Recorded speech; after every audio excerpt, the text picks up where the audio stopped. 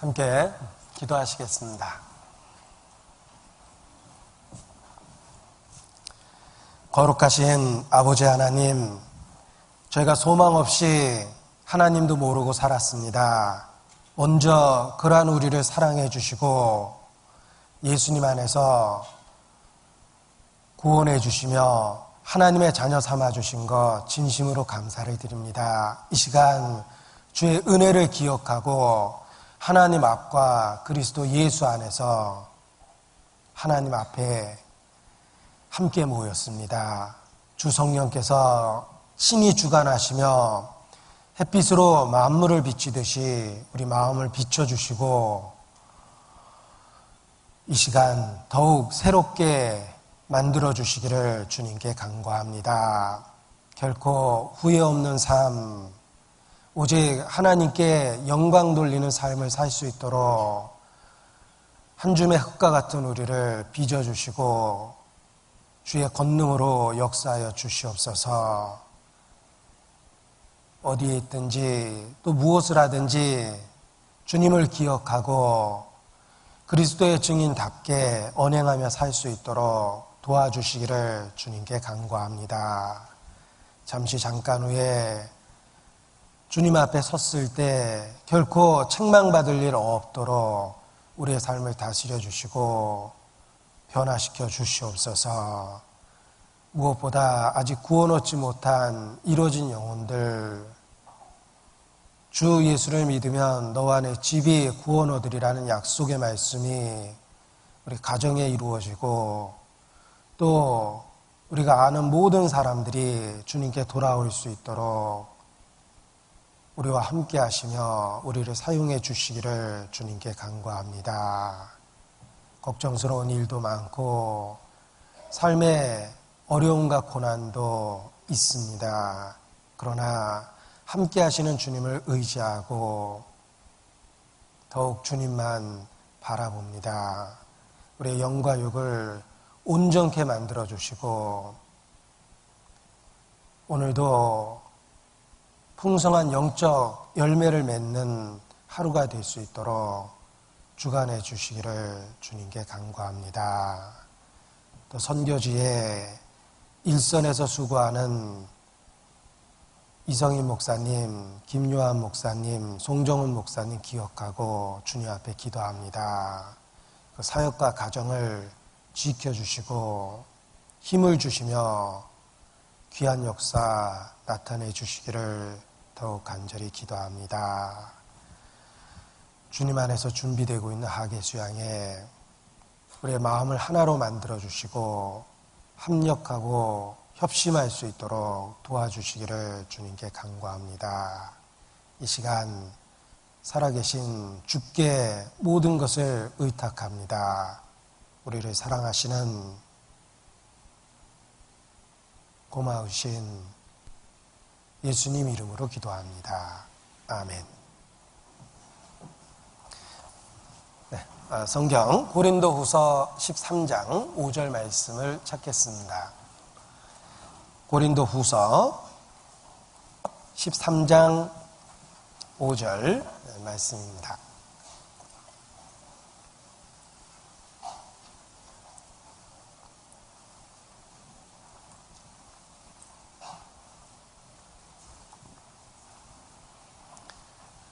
고린도후서 13장 5절 찾으셨으면 함께 읽겠습니다. 너희가 믿음에 있는가 너희 자신을 시험하고 너희 자신을 확증하라. 예수 그리스도께서 너희 안에 계신 줄을 너희가 스스로 알지 못하느냐. 그렇지 않으면 너희가 버려온 자니라. 당신의 거듭남 확실하십니까? 라는 주제보다 더 중요한 것은 없다고 확신합니다. 왜냐하면 거듭남이란 우리의 생사, 그것도 영원한 삶을 결정하기 때문에 그렇습니다. 영원히 사느냐 죽느냐라는 이 중요한 문제가 거듭남의 여부에 있기 때문에 우리는 이러한 주제를 결코 작게 여길 수 없습니다. 우리가 짧은 시간이지만 3차례에 걸쳐서 이러한 주제로 생활 집회를 하게 된 것도 또 하나의 하나님의 숨겨진 손길이며 은혜라고 확신합니다. 우리가 살고 있는 이 시대를 말세의 지말이라고 표현할 수 있습니다. 마지막 때요. 그 마지막 때 중에도 마지막 부분이라고 우리는 성경적으로 확인해 볼 수 있습니다.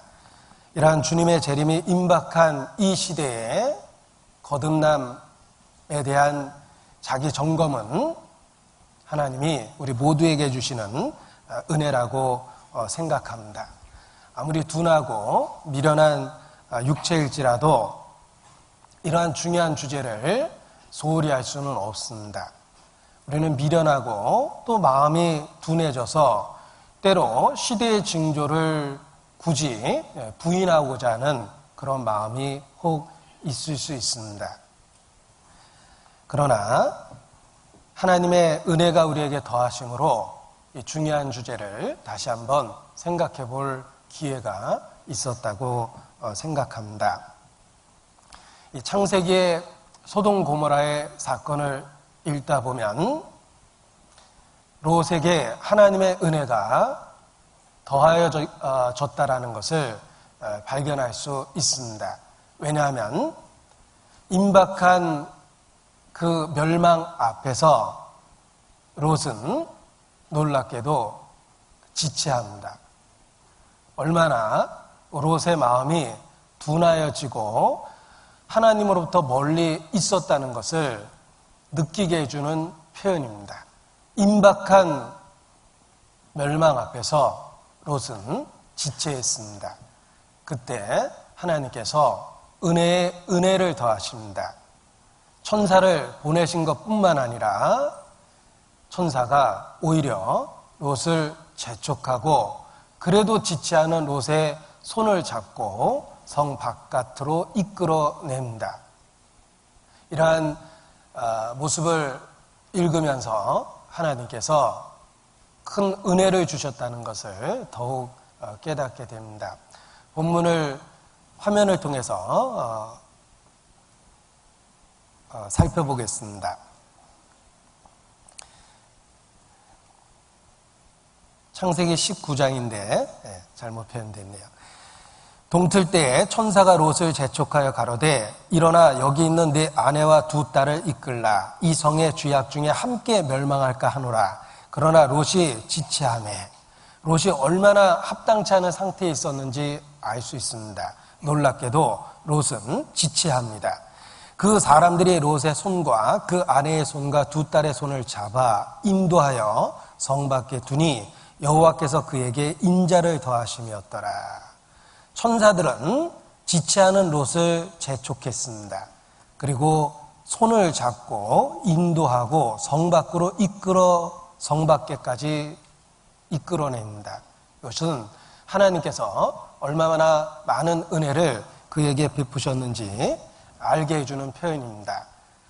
이 마지막 때를 살아가는 우리에게 혹 롯과 같은 미련함이 있을 수 있습니다. 임박한 멸망 앞에서 지체하는 그런 어리석음을 범할 수 있습니다. 하나님께서 우리를 재촉하시고 손을 잡고 친히 이끄십니다. 그러한 은혜 중에 하나가 거듭남이라는 그 중요한 주제를 생각해보고 자기의 점검의 시간을 갖게 된 이와 같은 시간일 거라고 생각합니다. 예수님과 3년 반을 동행했지만 끝내 변화받지 못했던 가룟 유다를 기억해 보십시오. 그가 역사상 단 한 사람의 인물은 아닐 것입니다. 많은 사람의 모형임에 틀림이 없습니다. 우리 중에도 그와 같은 어리석은 사람이 있을 수 있다는 것입니다. 의인 중에 악인을 골라내리라. 성경은 경고하고 있습니다. 경건의 모양은 있으나 경건의 능력은 부인하는 자라. 항상 배우나 마침내 진리의 지식에 이르지 못하는 자도 있다라고 성경은 경고하고 있습니다. 경건의 모양은 있으나 외적으로 신앙인의 모습을 취할 수는 있지만 경건의 능력은 부인하는 자라. 실제의 삶에 있어서 신앙은 이론과 지식 외에 아무런 영향력을 주지 못합니다. 항상 배우나 마침내 진리의 지식에 이르지 못하는 그런 불행한 사람도 있다는 것입니다. 너희는 돌아보아 하나님의 은혜에 이르지 못하는 자가 있는가 두려워하고 혹 에서와 같이 망령된 자가 있을까 두려워하라. 두려워하고 두려워하라.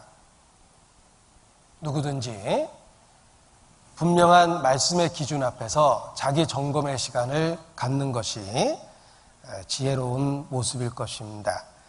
그가 후에 버림받아 눈물을 흘리며 축복을 구했으나 다시는 기회를 얻지 못했다라는 경고도 기억해 보셔야 합니다. 그래서 이 거듭남에 대한 점검, 그것이 우리 모두에게 은혜고 중요한 시간이라고 다시 한번 일깨우고 싶습니다. 오늘도 같은 주제로 은혜 위에 은혜를 주시고 양으로 생명을 얻고 더 풍성하게 주신다는 주님의 말씀을 기대하며 그 같은 주제의 말씀을 계속해서 생각해 보고자 합니다. 너희 자신을 본문을 다시 한번 보겠습니다. 5절. 아마도 교회를 오래 다니셨다면 외우고 있는 구절임에 틀림이 없는데 다시 한번 보겠습니다. 너희가 믿음에 있는가 너희 자신을 시험하고 너희 자신을 확증하라. 너희 자신을 확증하라. 그 앞에 있는 표현이 있습니다. 확증하기 위해서 너희 자신을 시험하고 확증하라 라고 말씀하십니다. 그냥 확증하는 게 아닙니다. 막연한 확신만을 갖고 지내면 삶이 변하지 않습니다. 시험하고 확증해야 됩니다. 시험해 보셨습니까? 시험해 보고 확증하면서 신앙의 깊이가 생기고 그리고 혹 구원에 이르지 못했다면 드디어 구원에 이르는 결실을 갖게 되는 것입니다. 우리가 일상의 삶 속에서 혹 중요한 물건을 가지고 이동 중에 있을 때 생각해 보십시오. 그것이 거기 있을 거라는 막연한 기대와 확신만을 갖고 도착하고 도착했을 때 살펴보았을 때 없어졌다면 도대체 어디서 없어진 건지 전혀 확인이 안 됩니다. 그런데 수시로 점검했다면 아내가 어디까지 왔을 때도 있었어. 또 어디에 있을 때도 있었고 어디까지 왔을 때도 있었다. 그러면 혹 잃어버렸다면 어디서 잃어버린 게 틀림없다라고 추론해낼 수 있을 것입니다. 그러나 중요한 물건을 가지고 그저 그것이 있을 거라고 막연한 기대와 확신을 갖고 목적지에 도착했을 때 없다면 도대체 그 노중에 어디서 잃어버렸는지조차도 알 수가 없을 겁니다. 수시로 점검했다면 혹 잃어버렸다 하더라도 바로 그곳으로 가서 되찾아올 수 있을 것입니다. 그리고 수시로 점검함으로 안전하게 그것을 가지고 목적지에 도착하게 되는 것입니다. 거듭남에 대한 자기 점검도 그러합니다. 시험하고 확증하라. 우리는 긴 신앙의 여정을 걸어가고 있습니다. 철로 역정이라는 표현처럼 우리는 긴 신앙의 여정을 경험하고 있는데 수시로 시험하고 수시로 확증하는 것이 필요합니다. 또 성경은 소망에 관한 이유를 묻는 자들에게 대답할 것을 항상 예비하라고도 말씀하십니다. 제가 시간을 절약하기 위해서 화면에 찾아봤습니다. 베드로전서 3장 15절 말씀인데 너희 마음에 그리스도를 주로 삼아 거룩하게 하고 너희 속에 있는 소망에 관한 이유를 묻는 자에게는 대답할 것을 항상 예비하되 온유와 두려움으로 하라고 말씀하십니다. 항상이라는 말을 기억해 보십시오. 항상 우리가 살아있는 한은 소망에 관한 이유를 점검하고 확증하고 대답할 것을 예비하는 것이 필요합니다. 처음 구원받았을 때 나는 몇 년 몇 월 며칠 구원을 받았습니다. 영원한 속죄가 깨달아졌습니다. 1년 뒤도 그 이상의 대답을 하지 못한 뭔가 큰 문제가 있는 것입니다. 자기 점검을 통해서 씨앗이 싹이 되고 싹이 이삭이 되고 곡식과 열매가 되는 것입니다. 그래서 시험하고 확증하는 것은 계속적인 필요성이 있다는 것입니다. 항상 예비해야 되는 것이 바로 구원에 대한 점검과 확증과 그 해답을 다시 한번 일깨우는 것이라고 말할 수 있습니다. 시험하고 확증하라 라는 말씀이 기억하십시오. 일회성이 아닙니다. 생애 딱 한 번 확인하라는 뜻이 아닙니다. 살아있는 한 수시로 반복적으로 시험하고 확증해야 된다. 이런 뜻입니다. 그래서 어떤 분은 한 번 구원을 받으면 다시는 자기 검증의 시간을 갖지 않으려고 합니다. 삶은 무변화로 일관하는데 그럼에도 불구하고 단 한 번의 경험을 과장하고 그리고 확신만을 갖고 삽니다. 혹 치명적인 실수를 할 수 있습니다. 차라리 구원을 받았다 한다 하더라도 의심하고 회의하고 살펴보는 것이 더 유익할 것입니다. 의심하고 회의하고 살펴보면서 신앙이 자라기 때문에 그렇습니다. 그리고 만약에 혹 구원을 못 받았다면 시험하고 확인하면서 구원에 이르게 되기 때문에 그렇습니다. 따라서 막연한 확신만을 갖고 있다면 차라리 의심하라 라고 강하게 경고하고 싶습니다. 차라리 의심했더라면 시험해보고 예비할 시간을 갖고 자기 점검의 기회를 가졌을 것입니다. 그러한 기회를 통해서 다시 신앙의 감격과 기쁨을 갖게 되었을 것이며 신앙이 얼마나 소중하며 생명보다 더 귀하다라는 것을 더욱 깨닫게 되었을 거라고 생각합니다. 시험하고 확증하는 것이 일회성이 아니라 반복성을 갖고 있는 것이다. 시험하고 확증하며 오히려 신앙의 성장을 갖게 된다라고 말할 수 있습니다. 고린도후서 7장입니다. 고린도후서 7장 9절부터 제가 읽어드리겠습니다. 고린도후서 7장 9절 내가 지금 기뻐함은 너희로 근심하게 한 까닭이 아니요 도리어 너희가 근심함으로 회개함에 이른 까닭이라. 너희가 하나님의 뜻대로 근심하게 된 것은 우리에게서 아무 해도 받지 않게 하려 함이라. 10절은 함께 읽겠습니다. 하나님의 뜻대로 하는 근심은 후회할 것이 없는 구원에 이르게 하는 회개를 이루는 것이요 세상 근심은 사망을 이루는 것이니라. 자, 화면에 이 구절을 다시 한번 표현해 봤습니다. 여기 하나님 뜻대로 하는 근심이 있고 세상 근심이 있습니다.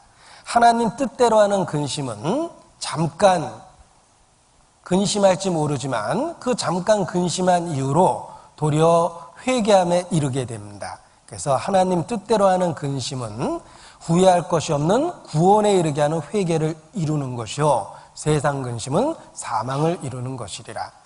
자기 점검의 시간은 잠깐의 근심의 기간을 혹 가질 수 있습니다. 잠시의 불안감을 유발시킬 수도 있죠. 그러나 그 근심은 긍정적이고 유익한 결과를 만들어낸다는 것입니다. 후회할 것이 없는 구원에 이르는 회개가 됩니다. 자, 이 말씀에 대한 이해를 위해서 칠판을 활용해 보겠습니다. 근심에는 두 가지 종류가 있습니다. 세상 근심이 있고 하나님 뜻대로 하는 근심이 있습니다. 하나님 뜻대로. 하나님이라는 말을 헬라어로 데오스라고 그러며 그 데오스의 첫 글자가 이렇게 되기 때문에 약자로 교회 다니는 분이 많이 표현하죠. 어떤 분은 왜 번데기를 그렸냐 그러는데 하나님 뜻대로 하는 근심 보십시오. 근심에는 두 가지가 있습니다. 세상 근심이 무엇입니까? 의식주에 관한 염려, 또 자녀에 대한 염려들. 왜 애들이 이렇게 말을 안 듣는지, 사교육비는 왜 이렇게 많이 드는지, 이런 근심, 또 의식주에 대한 염려들, 이런 것들은 세상 근심입니다. 그건 세상 사람도 다 합니다. 요거 하다가 인생이 그러거든요. 이런 근심을 하다가 세상 근심은 사망에 이른다고 그랬죠. 결국은 죽는 겁니다. 누구나 다 하는 근심입니다. 그런데 유익한 근심이 있습니다. 하나님 뜻대로 하는 근심이 있습니다. 내가 정말 거듭났을까? 내가 정말 하나님의 자녀일까? 내가 믿고 있는 게 정말 올바른 것인지, 아니면 특별한 교파의 교리에 세뇌된 건 아닌지, 내가 믿는 걸까? 믿어진 걸까? 내가 구원 받은 걸까? 받았다고 스스로 생각하는 걸까? 이러한 근심은 하나님 뜻대로 하는 근심입니다. 이 근심은 후회할 것이 없는 구원에 이르는 회개가 됩니다. 도대체 어떻게 구원을 받습니까? 회개함으로 구원을 받게 되는데, 하나님 뜻대로 하는 근심은 회개를 만들어줍니다. 때가 찼고 하나님의 나라가 가까웠으니 회개하고 복음을 믿으라. 성경은 말합니다.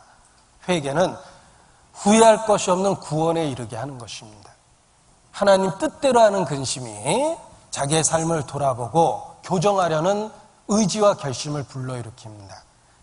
그리고 정말 거듭났는지 하나님으로부터 오는 증거를 구하게 되며 후회할 것이 없는 구원을 받게 하는 것입니다. 그래서 하나님 뜻대로 하는 근심은 우리에게 유익한 것이다. 잠깐 근심하지 않을 수 없지만 그 결과가 유익하기 때문에 누구든지 자기 구원에 대한 문제를 진지하게 고민하고 걱정해 보는 것이 필요합니다. 근심하면, 예를 들면 생활집회 주제가 거듭남이다. 어떤 어려움이 있어도 참여하려는 마음이 생깁니다. 이번에 수양회가 있다. 진짜 내가 자기 점검의 기회로 가져봐야 되겠다. 말씀을 듣는 태도가 바뀝니다. 하나님 뜻대로라는 근심이 우리에게 신앙적 열정을 만들어내는 것입니다. 보십시오. 고린도후서 7장 제가 읽어드리겠습니다. 11절입니다. 보라, 하나님 뜻대로 하게 한 이 근심이 너희로 얼마나 간절하게 하며 얼마나 변명하게 하며 얼마나 분하게 하며 얼마나 두렵게 하며 얼마나 사모하게 하며 얼마나 열심히 있게 하며 얼마나 벌하게 하였는가. 하나님 뜻대로 하는 근심이 신앙적 열정을 만들어내는 것입니다. 그래서 유익한 열매로 결실하게 되는 것입니다. 자신의 거듭남, 그 중요한 문제를 시험하고 확증하는 것, 진지하게 근심해 보는 것은 많은 유익이 있다는 것입니다. 여기에 화면을 통해서 몇 가지 정리해 봤습니다. 거듭남을 확인하는 과정 속에서 얻게 되는 유익이 있습니다. 첫 번째는 자기 자신이 얼마나 타락한 존재인지 더욱 알게 됩니다. 사실 알고 있었습니다. 내가 그렇게 완전하지는 않거든요. 그러나 자기 점검의 시간을 통해서 자기의 실체를 처절하게 깨닫게 됩니다. 자기 자신이 얼마나 타락한 존재인지 더욱 알게 됩니다. 내 속에 선한 것이 거하지 아니하는 줄 아노니 정말 그렇게 고백하게 됩니다. 그래서 하나님의 거룩함에 대한 인식이 분명해지고 죄에 대하여 더욱 민감해집니다. 죄에 대하여 센서티브해집니다. 어떤 시인은 잎새이는 바람에도 나는 괴로워했다라고 표현했는데, 그리스도인의 각성된 양심이 그러합니다. 죄에 대해서 민감해집니다. 예전에는 내 마음에 어떤 생각이 일어나든 행동으로 옮기지 않았으면 내 스스로가 대견했습니다. 너 정말 잘 참았어. 넌 역시 참 괜찮아. 이런 식의 생각을 했는데, 하나님의 거룩함을 인식하면 내 마음에 스치고 가는 죄에 대한 것도 아주 아픔이 돼서 느껴집니다. 마음을 스치고 지나가는 생각들, 시기, 질투, 미움, 분노, 음욕, 이러한 죄에 대해서 센서티브해집니다. 하나님의 거룩함에 대한 인식이 죄에 대한 감각을 민감하게 만들어주는 것입니다. 빛을 밝게 쪼였기 때문에 더러운 것이 더 잘 보이는 원리와 같습니다. 그러나 단지 정죄감만 생기는 것은 아닙니다.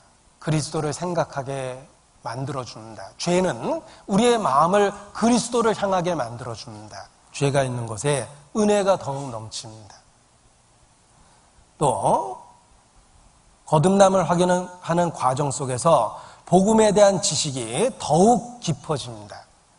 예전에는 문답식으로 몇 가지만 생각이 나고 더 이상 생각이 안 났습니다.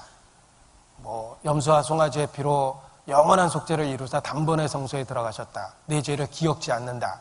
이런 몇 가지 말만 기억하고 그리고 아무런 그 이상의 생각이 나지 않았는데 진지하게 고민한 결과 복음이 무엇인지를 더 깊이 있게 깨닫게 됩니다. 그래서 할 말이 많아져요.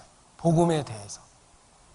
피상적인 지식이 아니라 그리스도의 사랑의 넓이와 길이와 높이와 깊이의 어땀을 깨달아 알아가고 있기 때문에 복음에 대한 더 깊은 지식을 갖게 되는 것입니다.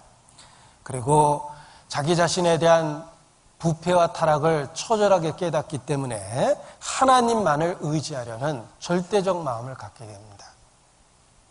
내 속에 선한 것이 없다.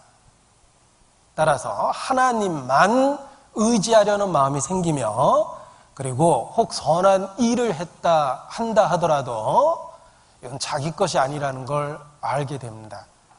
모든 영광을 오직 하나님께만 돌리게 되며 나는 무익한 종이라 할 일을 한 것뿐이니이다.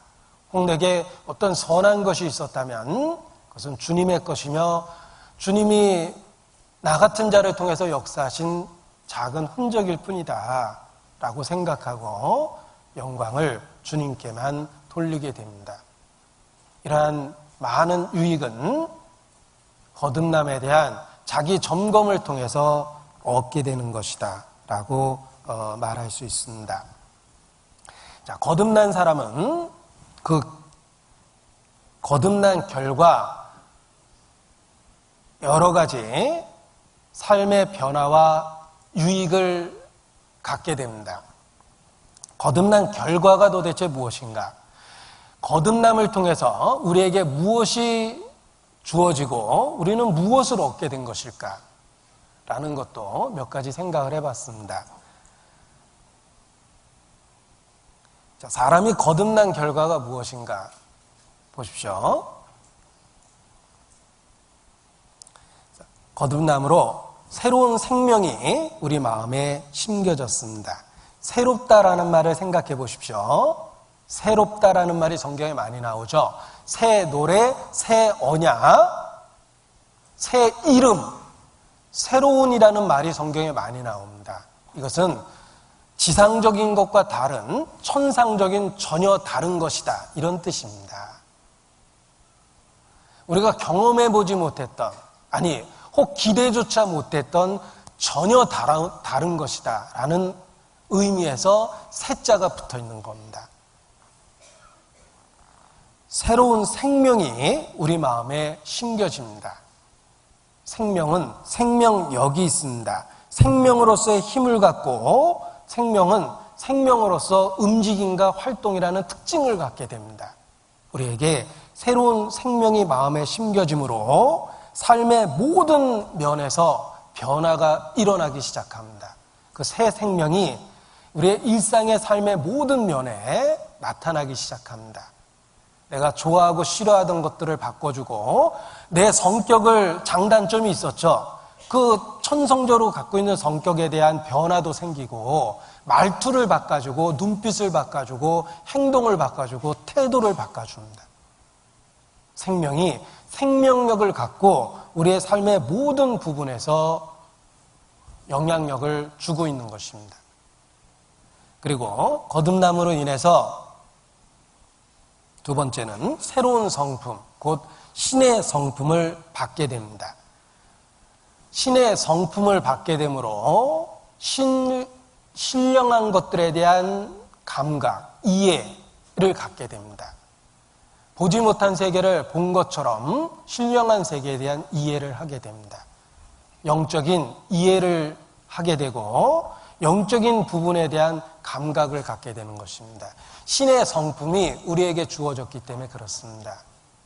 한 시인은 남이 보지 못한 것을 보았고 남이 듣지 못한 것을 들었고 남이 갖지 못한 것을 가졌다라고 노래했는데 영적 감각을 통해서 그동안 경험해 보지 못했던 것들에 대한 깨달음을 갖게 된 것입니다. 그리고 우리는 거듭남을 통해서 하나님의 아들이 됩니다. 자, 영접하는 자, 곧 그 이름을 믿는 자들에게는 칠판으로 왔습니다. 예전에 설교 중에 카메라를 잡는 분이 졸았습니다. 그래서 제가 칠판으로 왔는데 화면은 한동안 계속 사라진 강대상을 비춰주고 있었습니다. 많은 분들이 휴거되고 음성만 남았나 보다라고 혼란을 일으켰는데, 자, 칠판 앞에 왔습니다. 영접하는 자, 곧 그 이름을 믿는 자들에게는 하나님의 자녀가 되는 권세를 주셨습니다. 나는 너희에게 아버지가 되고 너희는 내게 자녀가 되리라. 전능하신 주의 말씀이니라 하셨다 하라. 자, 되는 권세, 되고 되었다라는 말은 그 전에는 아니었다는 것입니다. 그 전에는 아니었습니다. 그 전에는 진노의 자식이었습니다. 하나님의 원수였습니다. 어떤 분은 막연하게 거듭남의 경험 없이 자기가 하나님의 자녀라고 혼자 스스로 그렇게 생각하고 위안을 받습니다. 아닙니다. 그전에는 결코 아닙니다. 하나님의 피조물이겠죠. 개, 돼지처럼 하나님이 만든 동물이 있듯이 그저 하나님의 피조물입니다. 그래서 깨닫지 못하면 멸망하는 짐승 같다고 표현한 겁니다. 하나님의 말씀을 받는 그들을 내가 신이라 했다. 주님 말씀하십니다. 우리를 신과 같다고 표현했는데 조건이 있습니다. 하나님의 말씀을 받은 그들이 신과 같다. 이렇게 되어 있는 겁니다. 우리는 피조물이여 한 줌의 흙입니다. 그런데 거듭남을 통해서 비로소 하나님의 자녀가 되었습니다. 그전에는 아니었다는 거예요. 우리에게 놀라운 위치와 신분과 은혜를 준 것이라는 걸 기억하셔야 됩니다. 아들과 같이 우리를 대하십니다. 우리는 하나님께 아주 가깝고 소중한 존재가 되었습니다. 유업을 이을 자, 곧 아들이 됐습니다. 저는 이 찬송을 들으면 주님의 음성을 듣는 것 같습니다. 너는 내 아들이라 오늘날 내가 너를 낳았도다. 너는 내 아들이라 사랑하는 내 아들이라. 그 찬송 가사 그대로가 주님의 음성처럼 들립니다. 너는 내 아들이라. 친밀함을 주십니다. 그래서 잠언을 읽다 보면 내 아들아 내 말에 귀를 기울이라 라는 평범한 말씀에 내 아들아 라는 말에 밑줄이 그어졌습니다. 꼭 주님이 부르신 것 같은 생각이 들었습니다. 너는 내 아들이라. 거듭남을 통해서 예전에 하나님의 원수였던 나를 하나님의 자녀로 삼으신 겁니다. 그래서 내게 주어진 이 놀라운 신분을 생각하면 삶의 여정 속에서 겪는 의식주의 고통 견딜만 하고 이 몸뚱아리를 갖고 겪게 되는 갈등과 질병과 고통이 견딜만 합니다. 왜냐하면 나는 초라해 보이지만 아무것도 가진 거 없는 것처럼 보이지만 실상은 하나님의 자녀다라는 확신이 삶에 대한 관점의 변화를 만들어줍니다. 그래서 때로 지치고 힘들어도 견딜 수 있는 마음을 갖게 되는 것입니다. 너는 내 아들이라 라는 제가 찬양의 뒷부분을 불렀는데 그 앞부분은 우리의 삶의 여정 속에서 많이 겪게 되는 가사입니다. 힘들고 지쳐 낭망하고 넘어져 일어날 힘 전혀 없을 때에 조용히 다가와 손잡아 주시며 나에게 말씀하시네. 나에게 실망하고 내 자신 연약해 고통 속에 눈물 흘릴 때에 못자국 난 그 손길 눈물 닦아주시며 나에게 말씀하시네. 너는 내 아들이라 오늘날 내가 너를 낳도다. 너는 내 아들이라 사랑하는 내 아들이라 그렇게 들립니다. 그래서 정말 힘들고 지쳐 넘어져 일어날 일 전혀 없을 때 못자국 난 그 손길 눈물 닦아주시며 나에게 말씀하시네. 너는 내 아들이라. 신분의 변화가 생겼습니다. 거듭남은 우리를 하나님의 자녀가 되게 만들어주신 겁니다. 또 거듭남을 통해서 우리는 하늘의 시민권을 얻게 되었습니다. 오직 우리의 시민권은 하늘에 있는지라 하늘의 시민권을 얻게 되었습니다. 혹 어떤 사람은 미국 시민권이 있다라고 자랑하기도 하는데 우리에게는 천상의 시민권이 있습니다. 이 땅에서는 나그네와 행인입니다. 나에겐 본향이 있고 가야 할 곳이 있습니다. 천국이죠. 거듭남을 통해서 하늘의 시민권을 얻게 된 것입니다. 그리고 거듭남을 통해서 그리스도를 위해 살고자 하는 새로운 동기와 열망을 갖게 되었습니다. 그리스도의 사랑이 강권하심으로 말미암아 그리스도를 소중히 여기고 그리스도 그분을 높이고 그분 뜻대로 살고자 하는 열망을 갖게 됩니다. 거듭남을 통해서 내게 주어진 것들입니다. 자, 우리는 거듭남에 대한 이야기를 하면서 혹 한때의 경험을 이야기합니다. 언제 구원받으셨습니까? 어떻게 구원받으셨습니까? 그러나 거듭남은 한때의 경험보다 더 중요한 것이 있습니다. 거듭난 상태가 중요한 거예요. 한때의 경험으로의 거듭남은 주관적이며 객관성이 없고 그리고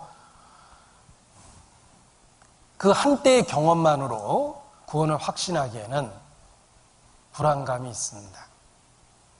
진정한 거듭남은 한때의 경험보다 거듭난 상태가 훨씬 더 중요합니다. 내 육체의 생명이 그렇지 않습니까? 정말 내가 존재하는 걸까? 내가 혹 가상의 세계 속에 존재하는 것은 아닐까? 때로는 존재조차 회의감이 들 때가 있습니다. 철학자들은 경험적으로 잘 알고 있죠. 인생을 깊이 생각하다 보니까 자기 존재조차도 의심이 든 거예요. 그래서 어떤 철학자는 고민 끝에 얻은 답이 나는 생각한다.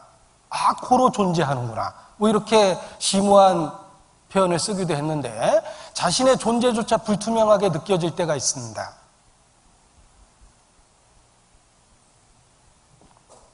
자, 그런데 생명, 내가 이렇게 존재하고 있다는 것을 어떻게 확인하냐면 내가 태어났을 때의 상황을 다시 회고하고 일깨워서 맞아, 그날 그때 내가 온 동네 떠나갈 듯 울어젖히며 태어났지. 그러니까 내가 존재하는 게 틀림없어. 잘 생각해 보십시오. 내가 이렇게 존재하고 있다는 것을 오래전 태어난 그 시점을 확인해가지고 내가 존재하는 게 틀림없구나, 살아있는 게 틀림없구나, 이렇게 확인하는 사람은 없습니다. 내가 지금 살아있다는 거 어떻게 알죠? 생명 현상을 통해 아는 거예요. 생명이 갖고 있는 특징을 나는 지금 갖고 있습니다. 말하고 있죠? 생각하고 있죠? 움직이고 있죠? 내가 행동하면 다른 사람이 반응합니다. 난 가상의 세계에 존재하는 게 아닙니다. 나는 생명 현상을 갖고 분명하게 존재하고 있는 겁니다. 내가 하는 일은 결과가 틀림없이 않습니다. 나는 실제로 존재하는 세계 속에서 육체를 갖고 실제로 존재하고 있고 육체의 생명을 가지고 있는 겁니다. 영적인 생명도 그러합니다. 수십 년 전 그때 내가 어떻게 거듭났는지를 생각하면서 지금 거듭남을 확증하는 것이 아니라 그때 진짜 거듭났다면 지금 거듭난 상태가 있다는 겁니다. 그때 정말 위로부터 오는 생명을 받았다면 생명을 가진 특징이 지금 나에게 있다라는 뜻입니다. 영적 생명으로서의 특징을 지금도 갖고 있다는 거예요. 그것을 통해서 내가 거듭났다는 사실을 확인할 수 있는 것입니다. 나무는 열매를 보아 안다. 지혜는 그 행한 일로 인하여 옳다. 인정함을 얻느니라. 생명 현상을 확인하고 거듭남을 확증하는 것이 옳은 겁니다. 한때의 경험은 주관적이며 과장될 수도 있으며 스스로를 속일 수도 있다는 겁니다. 현재 내가 갖고 있는 여러 생명 현상들을 확인하면서 내게 생명이 있다는 걸 확증할 수 있습니다. 거듭난 상태가 무엇인지를 확인하면서 거듭남의 여부를 확증할 수 있습니다. 하나님 자녀가 되었다면 하나님 자녀의 표징이 있습니다. 자식은 부모를 닮게 됩니다. 영적인 하나님의 자녀도 하나님 아버지, 그 아버지를 닮게 됩니다. 따라서 신의 성품을 갖게 되고 신의 성품에 참여하게 되는 것입니다. 분명한 거듭난 상태, 변화가 있다는 것입니다. 하나님의 생명을 받았기 때문에 생명 현상이 있다라는 것입니다. 그래서 여기 몇 가지를 생각해 봤습니다. 하나님 자녀의 표징, 첫 번째, 하나님에 대한 태도가 바뀝니다. 예전에는 하나님이 추상적이고 관념적이고 이론적이었습니다. 하나님이란 용어는 쓰고 있지만 내게 너무 멀리 있거나 존재조차 인식이 안 되거나 그냥 이론적이고 지식적이었습니다. 저희가 하나님의 존재를 인정하지만 실제의 삶에 있어서는 철저하게 부인할 수 있다라고 성경은 경고합니다. 그런데 구원을 받으면 하나님에 대한 태도가 바뀝니다. 살아계신 하나님이에요. 하나님은 정말로 살아계십니다. 모세가 보지 못한 자를 본 것처럼 여겼다고 되어 있죠. 그것이 믿음입니다. 하나님에 대한 태도가 바뀝니다. 친밀함을 마음에 느끼게 됩니다. 여호와의 친밀함이 경외하는 자에게 있으며 그 언약을 저희에게 보이시리로다. 하나님에 대한 친밀함을 갖습니다. 우리는 본성적으로 하나님을 거부하고 하나님에 대한 반역의 의지가 있으며 하나님이 하시는 일을 인간의 짧은 본성적 생각으로 쉽게 비난합니다. 그것이 원래 나의 모습이었어요. 예전에 신에 대한 논쟁을 하면 신을 신랄하게 비난했습니다. 마치 나보다 생각이 부족한 것처럼 신의 섭리를 철저하게 논단했습니다. 그런데 구원을 받으면 태도가 바뀝니다.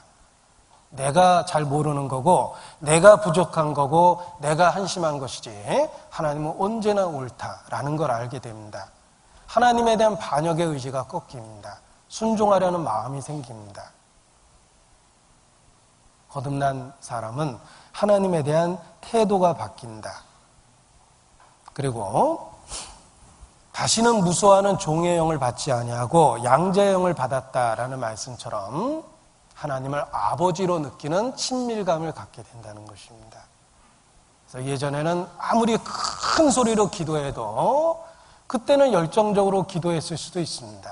그런데 돌아서면 기도를 들으셨을까라는 것에 대한 확신조차도 없었습니다.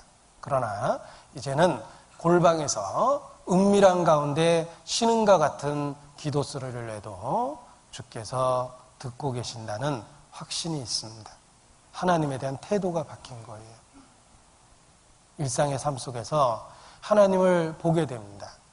그래서 삶이 바뀌는 겁니다. 아이들이 부르는 찬송이 어느 날 양심을 콱 찌르고 들어왔습니다. 교회 학교에서 많이 부르는 찬송입니다. 내 눈이 보는 것을 조심해, 내 눈이 보는 것을 조심해, 위에 계신 주께서 사랑스레 보시네.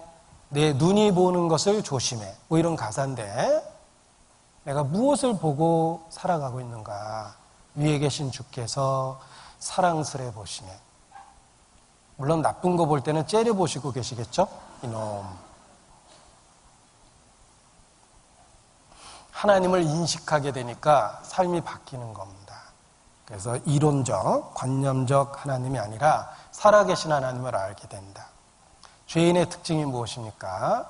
불어 하나님을 잊으려 합니다. 죄인의 특징이 무엇입니까? 마음에 하나님 두기를 싫어합니다. 이 집회 들으면 구원 못 받는 사람의 태도가 그렇습니다. 사실인 것 같은데 받아들이면 부담되죠. 그래서 불어 잊으려 합니다. 마음에 하나님 두기를 싫어하며 하나님이 그 상실한 마음대로 내어버려 두사 합당치 못한 것을 하게 하십니다. 이게 타락하고 죄의 죄를 짓는 겁니다. 자, 그러나 거듭나면 하나님에 대한 태도가 바뀝니다. 그의 살아계심을 인정하고 멀리 계셨던 하나님에 대한 친밀감을 느끼기 시작합니다. 이것이 거듭난 사람의 표징입니다. 두 번째, 화면을 보십시오. 두 번째, 말씀에 대한 깨달음, 감동, 분별력을 주십니다. 자, 성경이 사실이라는 걸 인정할지 모르겠지만 구원받기 전에는 전혀 사실 읽지 않았습니다. 그저 나에게는 들고 다니는 책이고 부분 살펴보는 책이었을 뿐입니다. 그것도 막상 읽어보려고 하면 잘 안 읽혀지는 책이기도 했습니다. 사실 두께 때문에 못 읽는 건 아닙니다. 책 한참 볼 때는 주로 무협지였지만 하룻밤에 요 한 권도 읽었거든요. 그래서 늘 무협의 세계에 빠져 살았습니다. 그런데 정말 구원을 받고 나니까 놀랍게도 깨알처럼 써있는 이 모든 성경이 읽혀지기 시작합니다. 때로 읽다가 멈춰서고 감동도 받고 눈물도 흘리고 밀주도 긋고 그렇습니다. 성경이 읽혀지기 시작합니다. 이것이 거듭난 사람에게 생기는 표징입니다. 진리의 성령이 오시면 그가 너희를 진리 가운데로 인도하실 것이다. 아버지의 말씀은 진리입니다. 성령이 오셨습니다. 말씀 가운데 인도하십니다. 그래서 성경에 대한 깨달음, 이해, 공감, 감동을 갖게 되는 것입니다. 성경은 성령에 의하여 쓰여졌기 때문에 성령을 받을 때 비로소 이해되고 공감되고 깨달아지는 것입니다. 너희는 주께 받은 바 기름 부음이 너희 안에 거하나니 아무도 너희를 가르칠 필요가 없고 오직 그의 기름 부음이 너희를 가르치시나니 또 참되고 거짓이 없으니 너희를 가르치신 그대로 주 안에 거하라. 성령의 기름 부음이 우리에게 주어졌기 때문에 하나님의 말씀에 대한 가르침을 받게 되고 이해하고 공감하게 되는 것입니다. 그래서 성령이 스승되셔서 진리를 가르치시니 거룩한 뜻을 깨달아 예수를 알기 원하네. 성령의 감화 받아서 하나님 말씀 배우니 그 말씀 한 절 한 절이 내 마음에 교훈 되도다 라고 표현되어 있는 것입니다. 그래서 하나님의 말씀에 대한 깨달음, 공감, 그리고 즐거움을 느낍니다. 음식은 본능적으로 우리에게 기쁨을 줍니다. 이렇게 풍요롭게 차려진 음식을 보면 흐뭇한 마음이 생기죠. 하나님의 말씀이 그렇습니다. 우리에게 풍성한 음식과 같은 기쁨을 줍니다. 사람이 떡으로만 살 것이 아니요 하나님 입에서 나오는 모든 말씀으로 살 것이니라. 말씀은 떡과 같고 음식과 같다고 표현되어 있습니다. 기쁨을 줍니다. 음식이 우리에게 만족감과 포만감과 기쁨을 주듯이 하나님의 말씀이 그러합니다. 주의 말씀의 맛이 내게 어찌 그리 단지요 내 입에 꿀보다 더하니이다 라고 우리도 고백하게 됩니다. 그래서 하나님의 말씀을 즐거워하고 지속적 반복적으로 접하게 되는 것입니다. 우리가 살아있는 한은 음식을 끊임없이 접하게 됩니다. 영적으로 살아있다는 것은 하나님의 양식, 하나님이 우리에게 주신 양식, 말씀을 계속해서 지속적으로 접하게 된다는 뜻이며, 음식이 주는 기쁨을 누리듯이 말씀이 주는 기쁨을 누리고 살게 된다는 것입니다. 그래서 아마도 구원 얻은 이후에 첫 번째 변화는 성경이 읽혀지기 시작했다라고 대부분 고백하는 거라고 생각합니다. 어떤 사람은 난 성경 몰라도 지금까지 사는데 아무 지장 없었다라고 혹 주장하는데, 그것은 짐승처럼 살았다는 뜻입니다. 짐승은 성경 몰라도 잘 살거든요. 짐승처럼 살았다는 뜻입니다. 사람은 반드시 하나님의 말씀을 필요로 합니다. 하나님의 형상인 사람은 육신적 양식으로만 사는 것이 아니라 하나님 말씀으로 삽니다. 그런데 말씀 몰라도 잘 살았다는 말은 짐승처럼 살았다, 이런 뜻입니다. 어떤 분은 구원은 받았다 그러는데 성경을 거의 읽지 않거나 성경에 흥미를 느끼지 못하는 분들이 있습니다. 성경을 잘 안 읽는다. 그런데 어느 때 굉장히 심각하게 느껴질 때가 있습니다. 혹시 성경에 흥미를 느끼지 못하는 이유가 생명이 없기 때문은 아닐까? 이렇게 생각하면 섬뜩하죠. 내 주변에 있는 분이 구원을 못 받았다고 생각해 보십시오. 왜 성경을 거의 읽지 않고 흥미를 못 느끼는 걸까? 그 자체가 문제가 아니라 원인이 혹 영적 생명이 없기 때문에, 이렇게 생각이 되면 불안할 수밖에 없습니다. 또 어떤 사람은 옛날에 내가 성경을 밤새 읽었다고, 요즘엔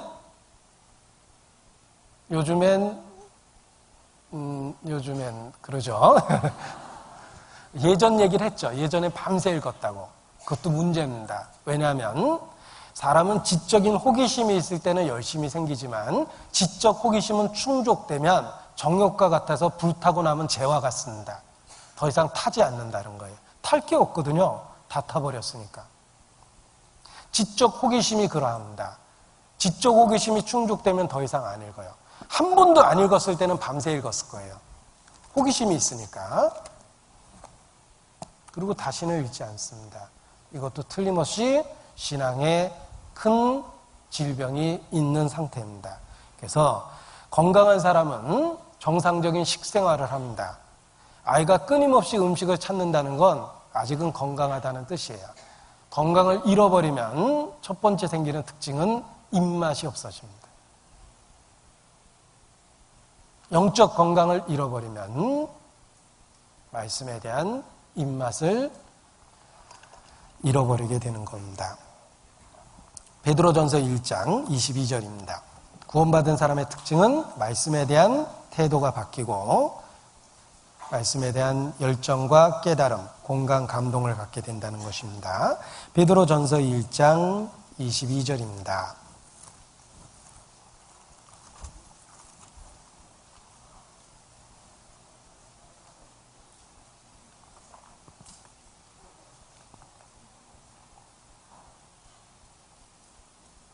너희가 진리를 순종함으로 너희 영혼을 깨끗하게 하여 거짓이 없이 형제를 사랑하게 이르렀으니 마음으로 뜨겁게 피차 사랑하라.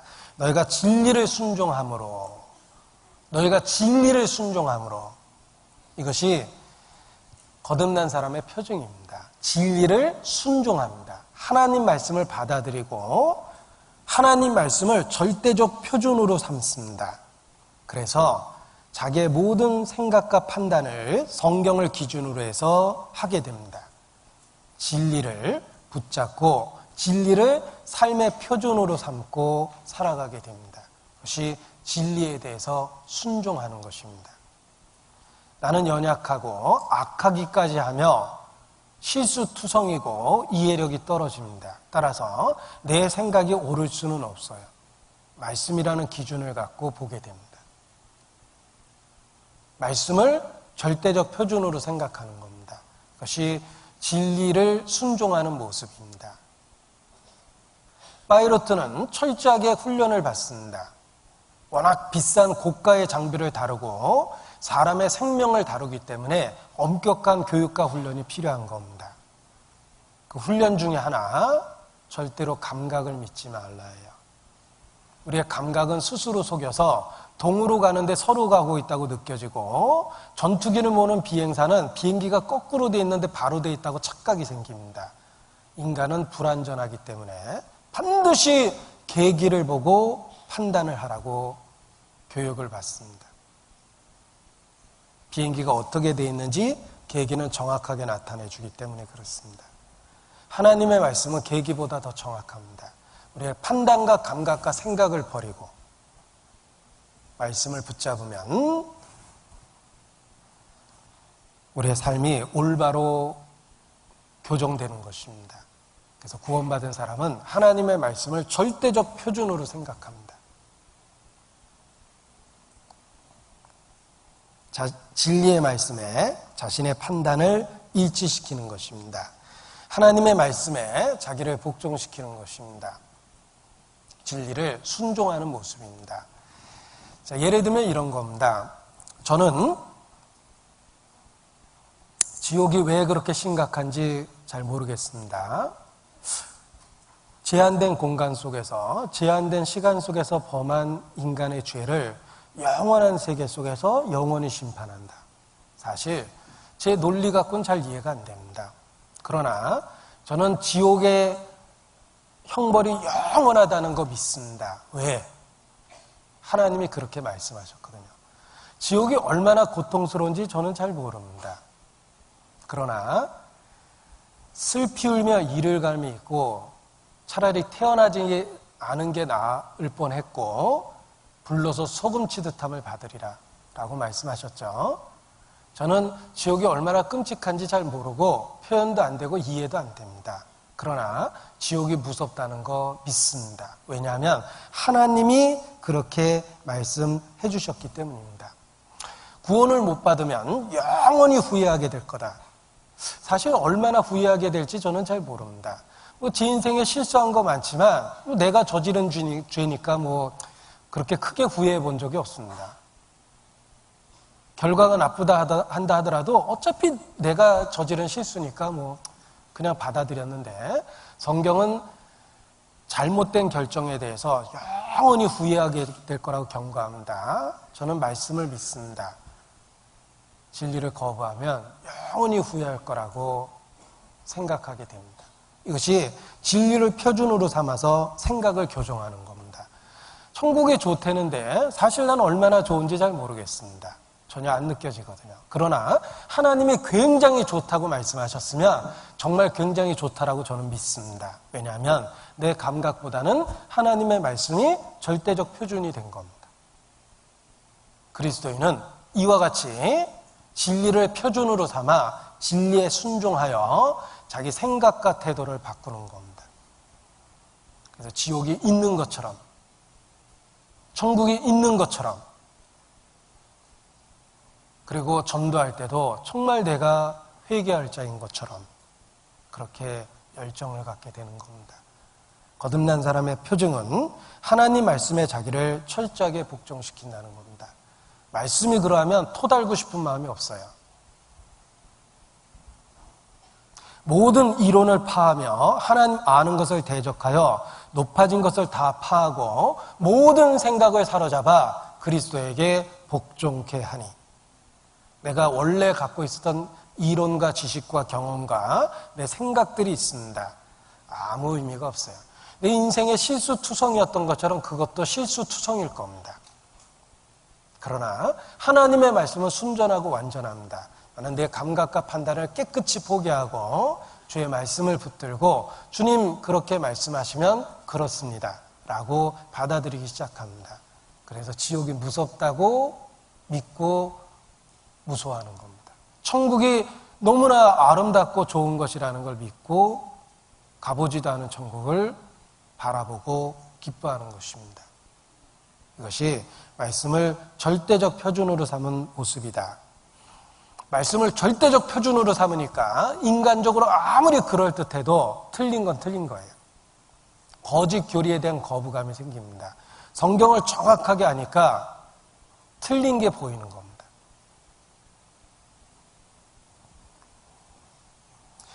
어떤 음악을 전공하신 분이 이렇게 교제하는 가운데 자기가 음악을 전공하다 보니까 음이 틀리면은 금방 안 됩니다. 그래서 성가셔 죽게 됩니다. 틀린 게 느껴지니까 방송을 보다가라도 실수하면 그게 탁 느껴지고 누가 이렇게 틀리게 하면 그 고쳐주고 싶은 마음이 자꾸 생긴답니다. 그래서 오히려 스트레스가 되더라. 이렇게 교제를 하신 경우가 있습니다. 정확한 음을 하니까 틀린 음을 알 수가 있는 거죠. 성경을 정확하게 표준으로 삼으면 틀린 게 보입니다. 비슷해도 틀린 게 보입니다. 영어 알파벳을 정확하게 알면 그 철자 틀리면 그게 딱 보입니다. 저는 미국 사람들이 영어 알파벳을 정확하게 쓰는 줄 알았는데 예전에 미국인 회화 다니면서 진짜 실망했어요. 말은 영어를 그렇게 잘하시는데 칠판에다가 영어를 쓰면 철자 교육이 철저하게 돼 있는 저에게는 알파벳이 자꾸 틀려 보이는 거예요. 정확하게 하면 틀린 게 보이죠. 하나님의 말씀을 표준으로 딱 삼으면 틀린 게 보입니다.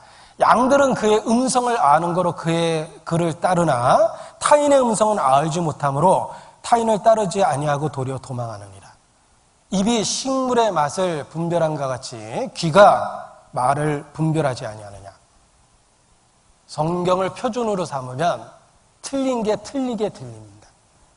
그래서 거짓 교리에 대한 거부감이 생기는 거예요. 그리스도인은 말씀에 대한 깨달은 감동 분별력이 생기고 말씀을 절대적 표준으로 삼게 됩니다. 자, 세 번째입니다. 같이 읽겠습니다. 교회에 대하여 사랑하려는 의지와 능력이 생깁니다. 그렇습니다. 구원을 받고 나니까 생기는 변화가 주의 몸된 교회에 대한 사랑하는 마음을 갖게 됩니다.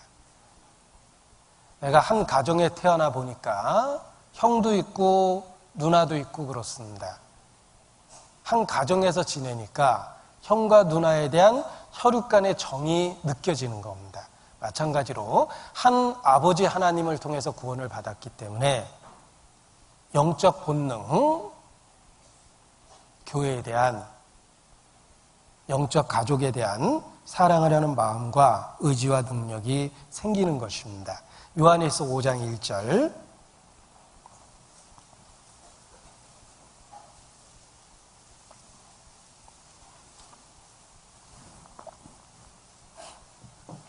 요한일서 5장 1절 같이 읽겠습니다. 예수께서 그리스도의심을 믿는 자마다 하나님께로서 난 자니 또한 내신 이를 사랑하는 자마다 그에게서 난 자를 사랑하느니라.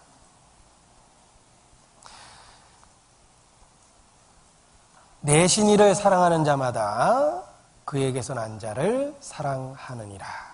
내신 이를 사랑하는 그 결과가 그에게서 난 자를 사랑하게 하는 것입니다. 자, 요한복음 3장 16절 잘 아시죠? 하나님이 세상을 이처럼 사랑하사 독생자를 주셨으니 이는 저를 믿는 자마다 멸망치 않고 영생을 얻게 하려 하심이라. 그 유명한 요한복음 3장 16절을 알고 있다면 요한 1서 3장 16절도 알고 있어야 됩니다. 왜냐하면 이 말씀과 연결해서 신앙의 핵심을 가르쳐 주기 때문에 그렇습니다. 요한 1서 3장 16절. 멀리 가면 안 됩니다. 바로 옆에 있죠. 요한 1서 3장 16절 같이 읽죠. 그가 우리를 위하여 목숨을 버리셨으니 우리가 이로써 사랑을 알고 우리도 형제들을 위하여 목숨을 버리는 것이 마땅하니라. 자, 하나님이 우리를 이처럼 사랑했다는 걸 깨달으면 우리도 또 나와 같은 구원받은 형제 자매를 그렇게 사랑하게 됩니다. 마땅하니라라는 말처럼 형제 자매에 대한 사랑은 우리에게 마땅한 것으로 받아들여지는 것입니다. 이러므로 하나님의 자녀와 마귀의 자녀들이 나타나나니 무릇 그 형제를 사랑치 아니하는 자는 하나님께 속하지 아니하였느니라. 하나님의 자녀와 마귀의 자녀가 어떻게 드러날까? 형제를 사랑치 아니하는 자. 그것을 통해서 확인해 볼 수 있다는 것입니다. 믿음은 사랑으로서 역사한다. 따라서 하나님의 사랑을 받은 결과로서 교회에 대한 태도가 바뀌고 사랑하려는 의지와 능력을 갖게 되는 것입니다. 그래서 비록 형제 간에 잘 안 맞아도 서로 소중히 여기게 되죠. 형제니까, 가족이니까. 이것이 거듭난 사람의 표징입니다. 나에게 알 수 없는 힘, 어디서 생겨났는지 지금도 알 수 없는 강하고 담대한 힘. 그 다음 가사가 그 힘과 연결되어 있습니다. 누가 나를 미워한다 하여도 주님의 도움 때문에 사랑할 수 있어요. 이것이 나에게 알 수 없는 힘. 어디서 생겨났는지 알 수 없지만 분명한 건 그러한 의지와 동기를 갖게 된다는 것입니다. 그래서 교회에 대한 태도가 달라지는 것이다 라는 것입니다. 이 페류나는 자기를 낳은 부모를 학대하고 저버리는 것일 겁니다. 영적 페류나는 교회를 논단하고 비방합니다.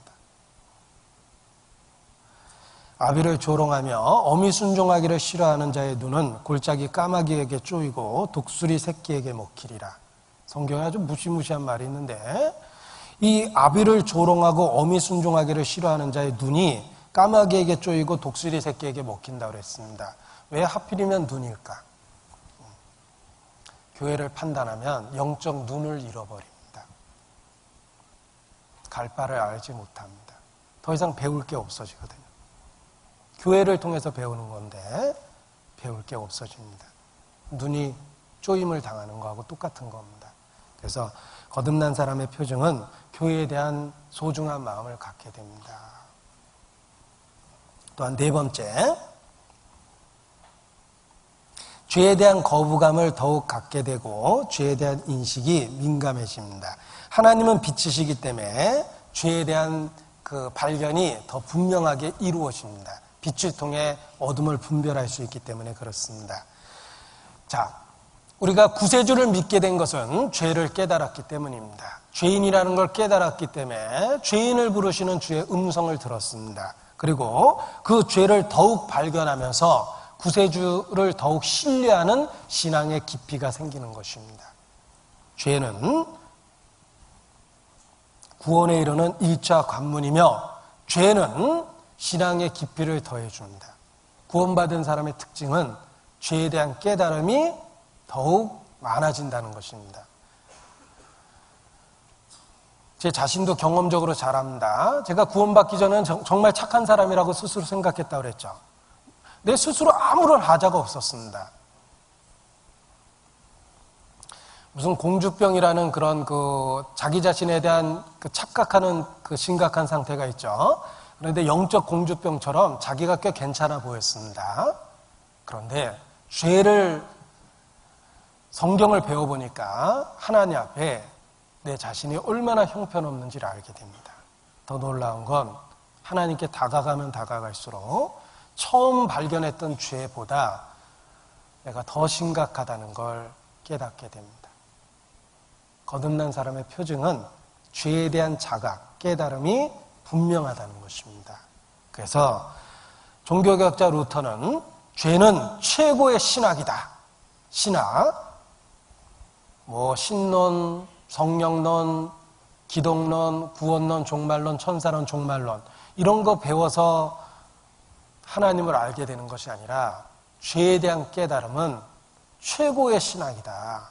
하나님을 알게 하고 그리스도를 발견하게 해준다는 것입니다. 그래서 루터가 표현한 것인데, 신학자를 만드는 것은 독서나 사색이나 이해가 아니다. 삶과 죽음, 그리고 심지어 정죄받는 것과 같은 경험들이다. 이 루터는 정죄당한다라는 것이 무엇인지 체험하지 않고서는 진정한 신학자가 될 수 없다고 표현했습니다. 그래서 그리스도의 죽음은 우리가 죄에 대하여 하나님 앞에 어떤 진노를 받아야 마땅한지를 똑똑히 보여주며 죄의 깊이를 우리에게 깨닫게 해줍니다. 그 처절한 죽음이 우리의 죄의 심각함과 파괴성을 확실히 알려주는 것입니다. 그래서 종교개혁자들은 대충 얼머 부리는 죄인은 결코 천국에 들어갈 수 없다, 이렇게 단호하게 표현했습니다.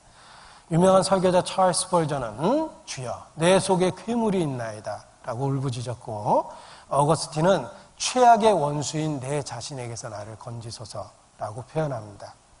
어메이징 그레이스를 작시한 존 뉴턴은 역사를 배워보면 사악한 교황이 정말로 많이 있다. 가장 사악한 교황은 내 속에 있다, 이렇게 고백했습니다. 존 베리지라는 사람은 자기 마음을 들여다보면서 오 마음이여 너는 도대체 누구란 말인가. 어리석고 불합리한 덩어리, 세상에서 가장 헛되고 간사하며 악하고 어리석은 것이 너로다. 마음이여, 이렇게 울부짖었습니다.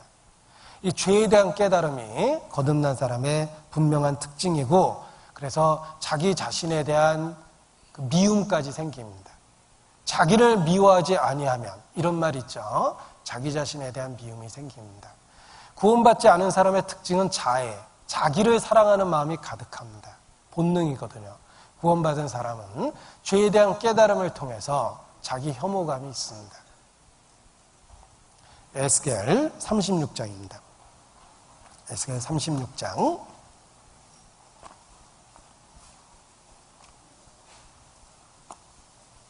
에스겔 36장 31절.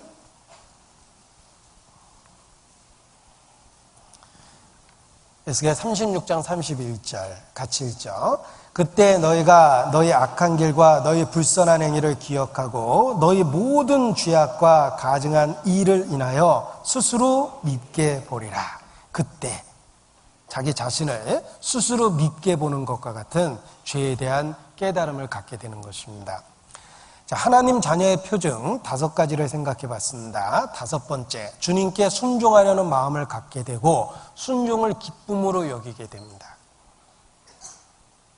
나를 좋아하는 사람을 좋아하는 건 본능입니다. 나를 사랑하는 사람을 관심을 갖게 되고 사랑하게 되는 것도 본능입니다. 우리는 주님의 사랑을 받았기 때문에 주님을 사랑하게 되고 순종하려는 마음을 갖게 되고 순종을 기쁨으로 여기게 됩니다. 그래서 우리 속에 소원을 두고 하나님의 뜻을 행하는 마음을 갖게 되는 것입니다. 주님을 사랑하게 되고 주님을 기쁘시게 하려는 본능을 갖고 주님께 순종하려는 결심을 하게 되고 순종을 스스로 기쁘게 여기는 겁니다. 이것이 거듭난 사람의 표징입니다. 자, 남편을 정말 사랑하는 아내에게 시어머니가 너 남편에게 잘해, 이거 사. 그러면 그 말이 기분 나쁘게 안 들립니다. 남편에게 잘하려는 마음이 가득하거든요. 남편을 정말 사랑하고 있는 아내에게 너 남편에게 잘해야 된다는 말이 부담되지 않죠. 근데 남편하고의 관계가 안 좋은 아내에게 시어머니가 너 남편에게 잘해, 그러면 지 아들만 생각하고 이렇게 그 잘못된 마음이 듭니다. 남편을 정말 사랑하는 아내에게 그러한 요구는 힘든 게 아니에요. 자식을 정말 사랑하는 어머니에게 자녀에게 잘하라는 말은 부담이 아니에요. 나도 그렇게 하려고 하고 있거든요. 축구 좋아하는 아이에게 축구하라는 말은 부담이 아니에요. 격려가 되겠죠. 자기가 좋아해서 하고 있는데 너 축구도 안 하냐라고 그러면 격려가 되겠죠, 오히려. 그리스도인은 주님을 정말 사랑하게 됩니다. 그래서 주님께 잘하라는 말이 결코 부담으로 안 느껴져요. 순종하려는 의지가 생깁니다. 먼저 주신 그 사랑이 우리의 마음을 강건하고 변화를 만들어내는 겁니다. 찬송가 28장 가사 중에 이런 내용이 있습니다. 주의 귀한 은혜 받고 일생 빚진 자 되네. 주의 은혜 사슬 되사 나를 주께 매소서. 주의 은혜 사슬 되사 나를 주께 매소서. 요즘에 많이 부르는 복음성가 가사에도 비슷한 가사가 있습니다. 오직 주의 사랑에 매여 내 영 기뻐 노래합니다. 이 소망의 언덕. 가사를 잘 기억 못하겠는데, 근데 그 후렴 구절에 이런 가사가 있습니다. 내 영혼 즐거이 주 따르렵니다. 주께 내 삶 드립니다. 오직 주의 사랑에 매여 내 영혼 즐거이 주 따르렵니다. 왜냐하면 주의 은혜의 사슬에 매였거든요. 사랑의 사슬이 우리를 강하게 매었기 때문에 주님 뜻대로 살고자 하는 강력한 의지가 작동되는 겁니다. 자, 그리고 구원받은 사람의 6번째 특징은 신앙의 방향성이 있다는 거예요. 위의 것을 추구합니다. 태도와 관점이 바뀝니다. 다윗은 하나님 마음에 합한 자였습니다. 하나님 마음에 합한 자라는 건 하나님과 같은 관점에서 살게 됐다는 뜻이에요. 전세보다는 내세를, 물질보다는 영혼을, 자기 자신의 유익보다는 다른 사람을 배려하는 마음이 생깁니다. 방향성이 생기는 거예요. 그래서 삶의 변화가 일어납니다. 세상 것이 작게 보이기 시작합니다. 비행기를 타고 높이 올라가면 올라갈수록 세상은 작게 보입니다. 세상에 붙어 살면 살수록 고층 아파트는 더 크고 위대하고 높게 보이는 거죠. 우리가 거듭남을 통해서 올라가면 세상이 작게 보입니다. 그래서 세상과 나는 간 곳 없고 구속한 주만 보이도다 라고 찬양할 수 있게 됩니다. 그리고 일곱 번째는 고난과 어려움 속에서도 인내로 견뎌내는 신앙의 지속성을 갖습니다. 성령에 의한 신앙은 고갈되는 육체적 결심이나 능력에 온 것이 아니라 무한한 하나님과 연결된 것이기 때문에 고난과 어려움을 극복하고 견뎌내는 지속성이 있습니다. 오히려 환난과 핍박 중에 신앙의 힘이 드러납니다. 잠언 24장 10절에 보면 내가 환난 날에 낙담하면 내 힘의 미약함을 보임이라. 어려움을 극복해낼 수 있는 힘을 느끼게 됩니다. 여러분, 요한 웨슬레가 목사 된 지 12년인지 13년 만에 구원받았다 그러는데 왜 웨슬레가 자기가 구원 못 받았다고 생각했을까? 미국으로 가는 도중에 배가 풍랑을 만났습니다. 죽음이 목전에 이르렀을 때 너무 불안했어요. 죽게 생겼거든요. 안절부절하고 있는데 너무나 평안하게 찬송 부르는 사람들을 봤습니다. 당신은 두렵지 않습니까? 우리는 주님 앞에 꼭 갈 것 같아서 찬양을 부르고 있습니다. 어떻게 그런 믿음이 있을 수 있습니까? 나는 목사인데도 불안한데. 웨슬레는 비로소 자기에게 문제가 있다는 걸 알았습니다. 누군가가 비수 같은 질문을 합니다.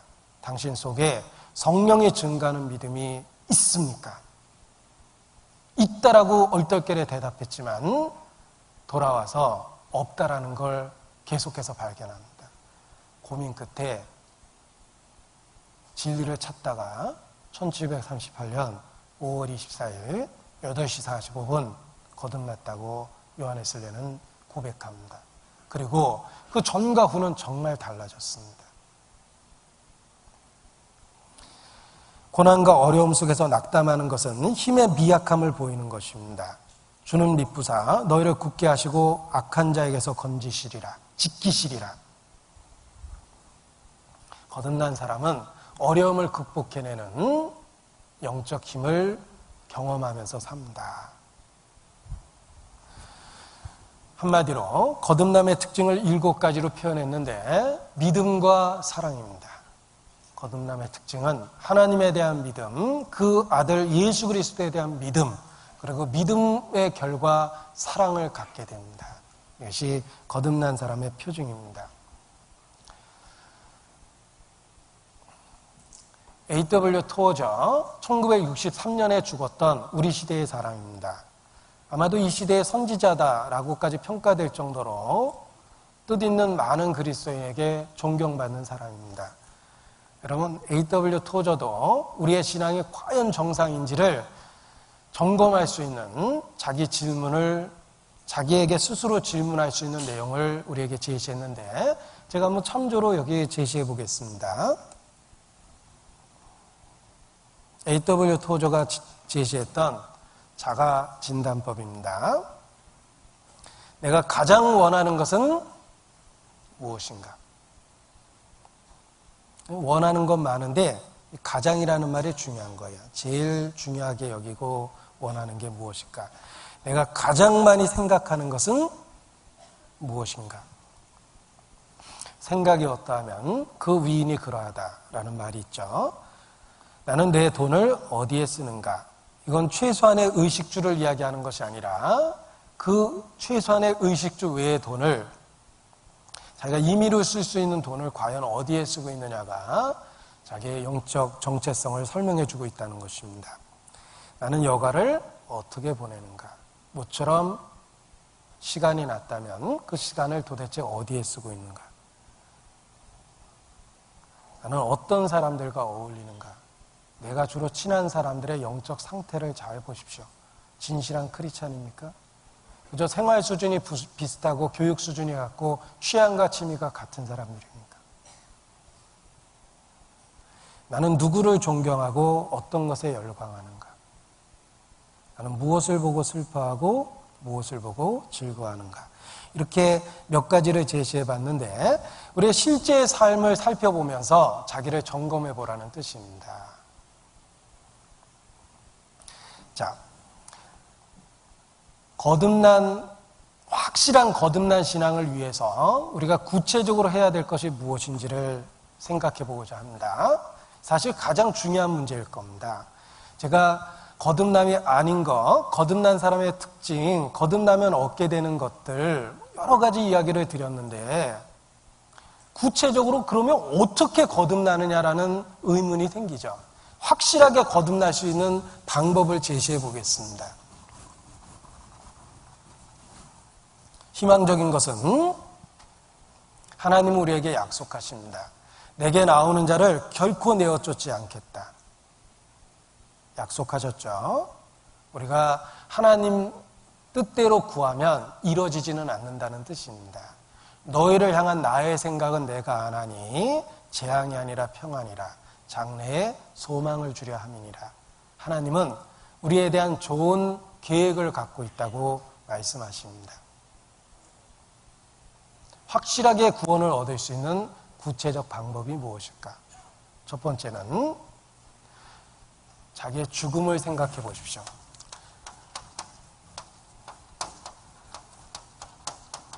죽음 앞에서의 생각이 거듭남의 중요성을 일깨워 줄 겁니다.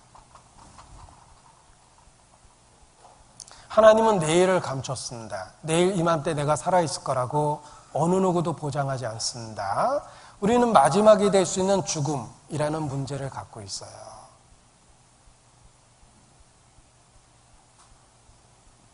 죽음 앞에서 사람은 진지해집니다.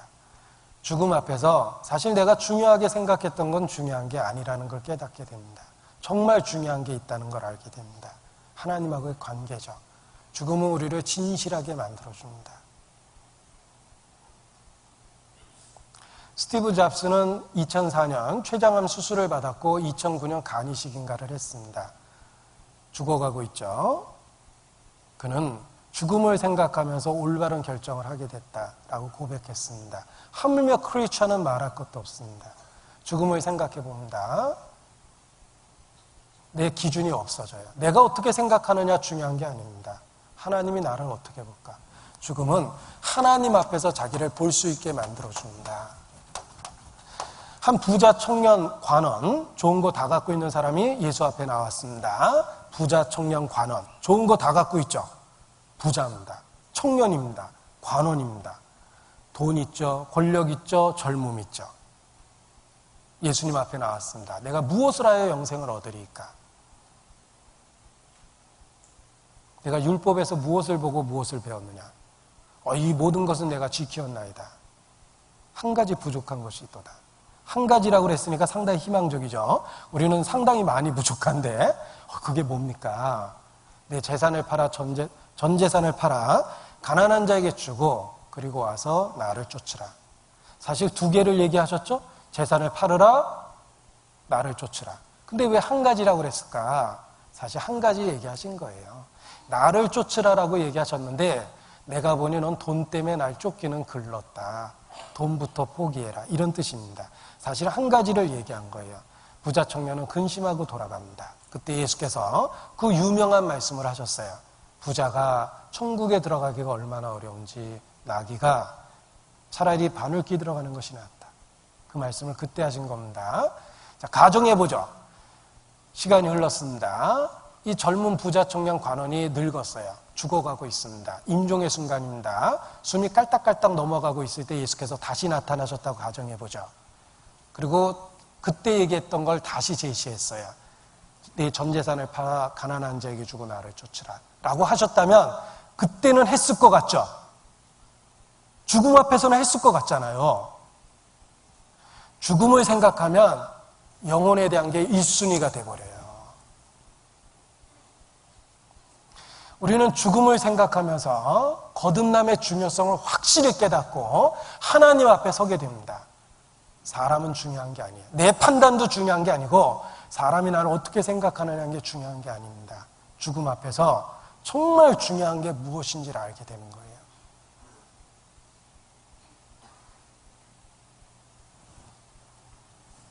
그리고 두 번째는 한 귀신 들린 아이의 아버지가 했던 신앙 고백입니다. 마가복음 9장 24절인데 내가 믿나이다. 나의 믿음 없는 것을 도와주소서. 이것이 우리가 해야 될 일입니다. 결심과 간구라는 거예요. 먼저 분명한 결심을 해야 됩니다. 내가 믿나이다. 분명한 결심이 필요합니다. 나의 믿음 없는 것을 도와주소서. 단점과 허물이 많다라는 거 알 수 있죠. 어떻게 해결하겠습니까? 간구, 구하라, 찾으라, 두드리랍니다. 우리에게 필요한 겁니다. 하나님의 뜻대로 행하고자 하려는 분명한 의지와 결심을 갖고 그리고 우리의 연약함을 고백하고 주님 앞에 구해야 됩니다. 그때 하나님의 응답을 받게 되는 겁니다. 그리고 세 번째는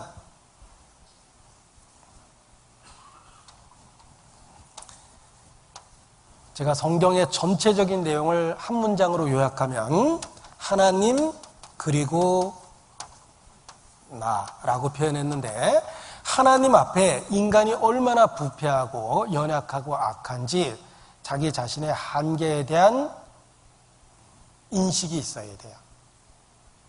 자기의 부패, 악함, 연약함, 자기 죄에 대한 세밀한 인식이 있어야 됩니다. 죄인만 부르시기 때문에 그렇습니다. 그리고 네 번째, 구체적인 것입니다. 제가 청교도들이 썼던 그 표현을 그대로 쓰죠.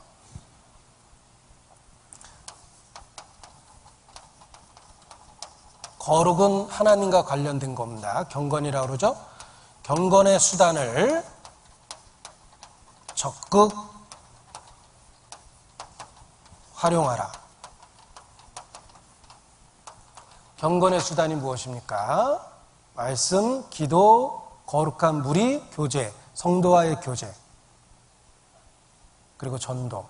우리가 신앙의 기본이라고 할 수 있는 그것들을 경건의 수단이라고 표현한 겁니다. 적극 활용하는 것입니다.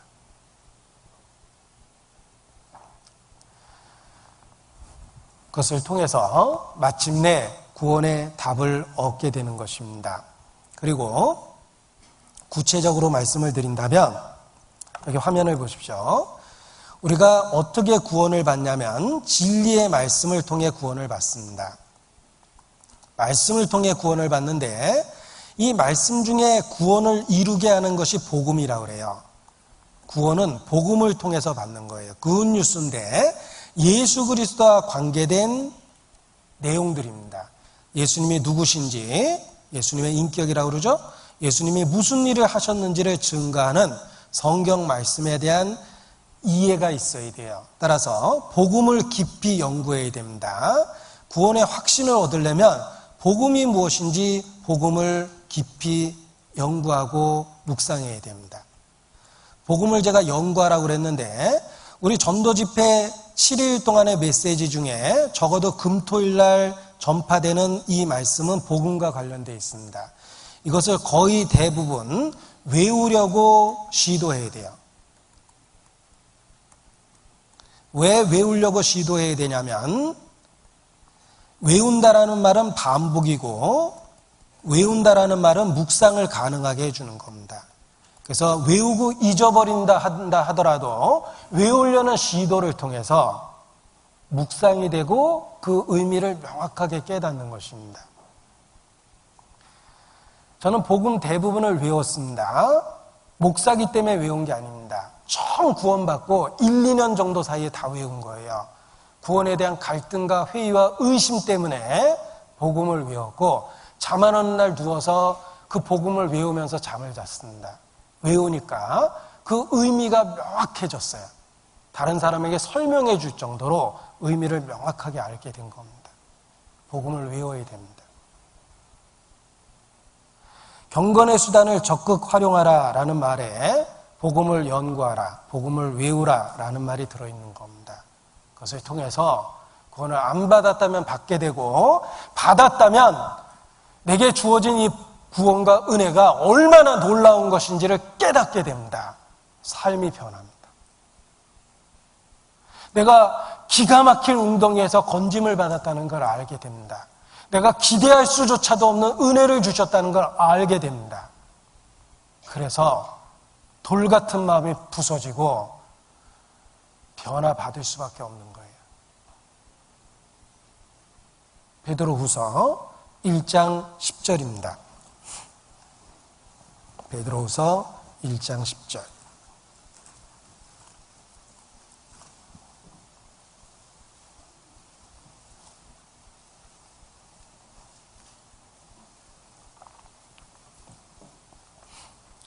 같이 읽겠습니다.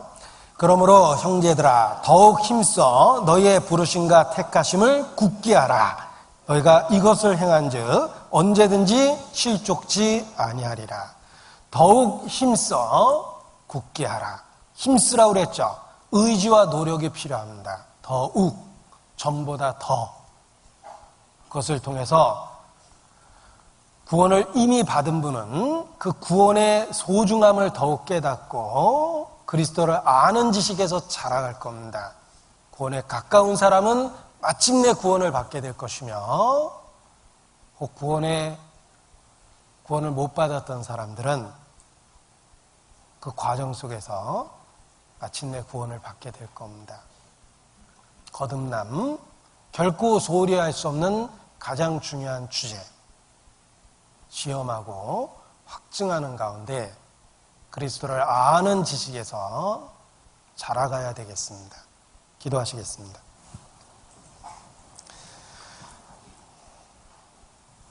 사랑이 많으신 거룩하신 아버지 하나님, 우리를 구원해 주신 것 진심으로 감사를 드립니다. 이번에 거듭남이라는 주제를 갖고 주님 앞에서 생활 집회를 가질 수 있도록 은혜를 주신 것도 더욱 감사를 드립니다.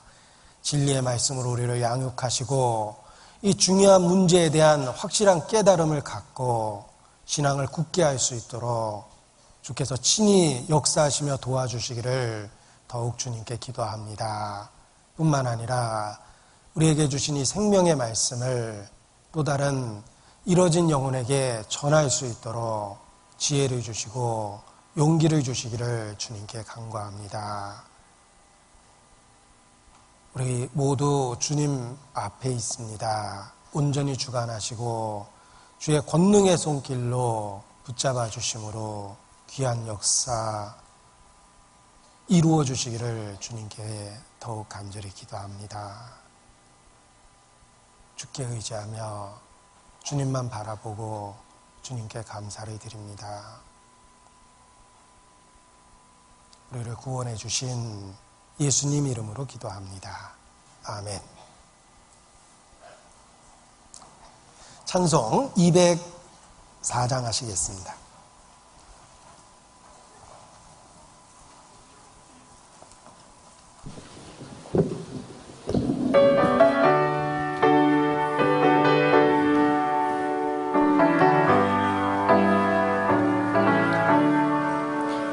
예수로 나의 구주 삼고 성령과 피로써 거듭나니 이 세상에서 내 영혼이 하늘의 영광 누리로다. 이것이 나의 간증이요 이것이 나의 찬송일세.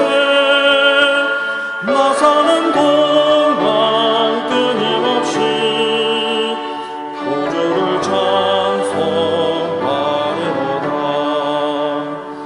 온전히 주께 맡긴 내 영 사랑의 음성을 듣는 중에 천사들 왕래하는 것과 하늘의 이것이 나의 간증이요 이것이 나의 찬송일세. 나 사는 동안 끊임없이 구주를 찬송하리로다. 주 안에 기쁨 누림으로 마음의 잔잔하니 세상과 나는 간 것 없고 구속한 주만 보이도다. 이것이 나의 간증이요 이것이 나의 찬송일세.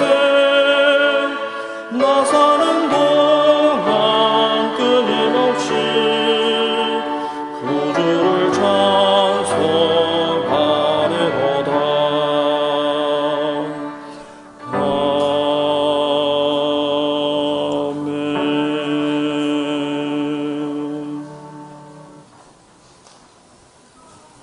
네. 봉사회장님 광고 말씀 있으시겠습니다.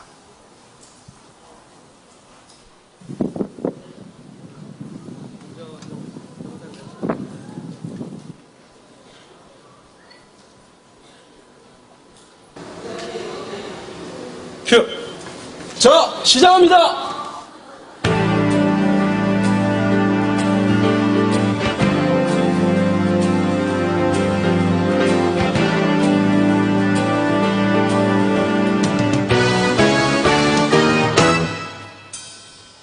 하늘의 새들과 땅의 나무 물속의 고기와 산의 바위 세상의 모든 만물들은 하나님 계심을 알고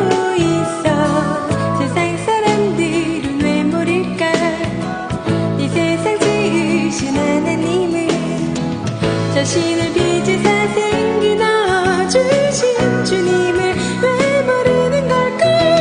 부드러운 바람 싱그러운 보냄 시원한 공기 따스한 햇빛 눈에 보이진 않지만 모두 느낄 수 있잖아. 주님도 그런 거야. 보이진 않지만 온전히 계신 하나님.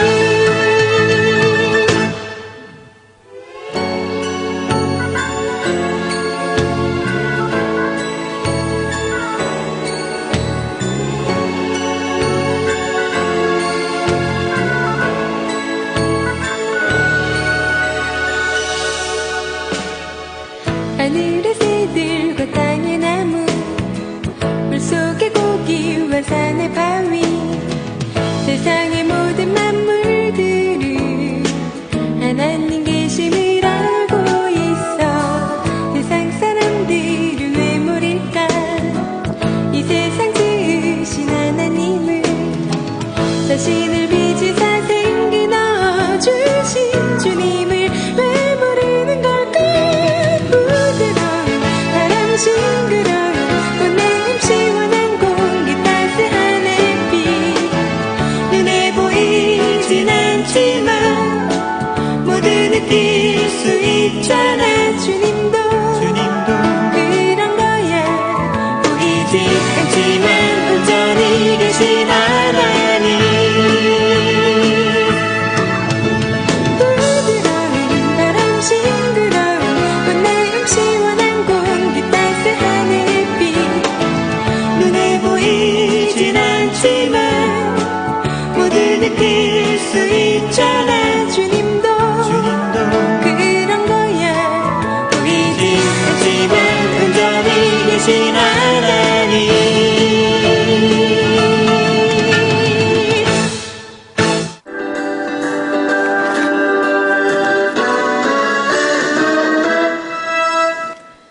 또다시 여름이 찾아왔네. 공주로 가는 길 생명의 길 주님을 기쁘시게 하는 뜨거운 열정을 갖고 싶어. 세상 사람들은 왜 모를까? 주님의 사랑을 깨닫는 곳 영생의 말씀이 선포되는 하게 수양해. 왜 모르는 걸까? 살아있는 말씀 봉사는 손길들 간절한 기도 교제와 전도 내가 꿈꾸는 그곳에 모두가 함께 하잖아. 우리도 느낄 거야. 하나님 행하신 놀라운 구원의 역사. 다시 여름이 찾아왔네. 공주로 가는 길 생명의 길 주님을 기쁘시게 하는 뜨거운 열정을 갖고 싶어. 세상 사람들은 왜 모를까? 주님의 사랑을 깨닫는 곳 영생의 말씀이 선포되는 하게 수양이. 왜 모르는 걸까? 살아있는 말씀 봉사하는 손길들 간절한 기도 교제와 전도 눈에 보이진 않지만 주님이 함께 하시잖아. 우리도 느낄 거야. 하나님 행하신 놀라운 구원의 역사.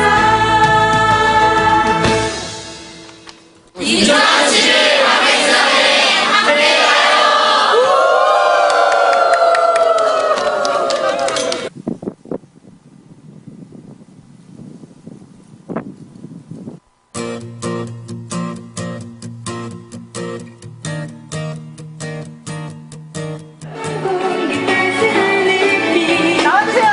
눈에 보이진 않지만 너무 많아요.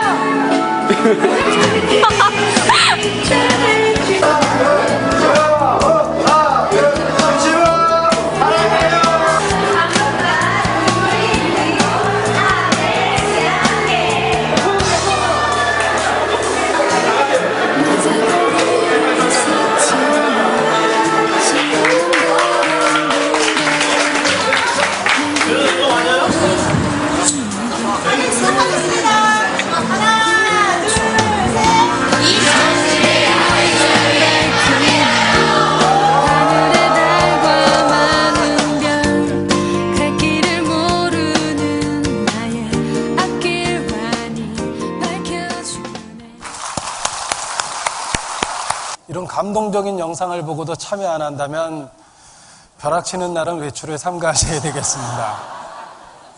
아주 감동적입니다. 봉사회장님 광고 말씀 있으시겠습니다.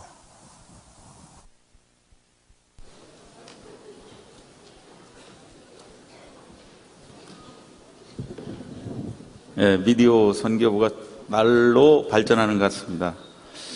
금요일부터 오늘까지 당신의 거듭남 확실하십니까? 주제로 저에게 귀한 은혜의 시간이 됐습니다. 먼저 하나님께 감사드리고요. 저희는 편안하게 앉아서 들었지만 준비하실 목사님은 많은 시간과 기도가 필요했을 거로 생각됩니다. 감사의 박수 한번 보내주시기 바랍니다.